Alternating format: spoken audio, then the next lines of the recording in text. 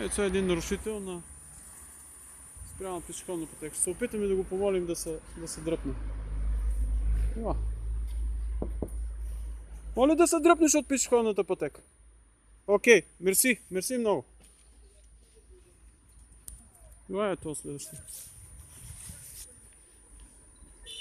Ще може ли от тук да се дръпнете? Просто сте изправили на тротуара. Неправилно. Там надолу има свободни места, няма никакво. Аз просто вътре не съм оставал, защото... Не, ние видяхме току-що с... Нали, оставихте жената, така че... Мерси много, мерси. Сега тук няма никой. Ево как е спрял. Спрял е буквално на пешеходната пътека и няма как да мине.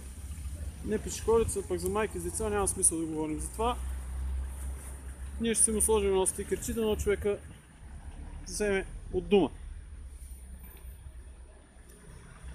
Ще му лепнеш? Там горе.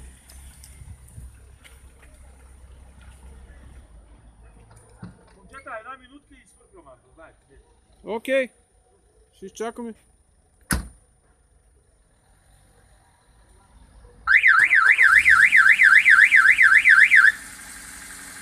Добре. Тук водача си взе от забележка и се махна. Браво! Това беше за сега от нас.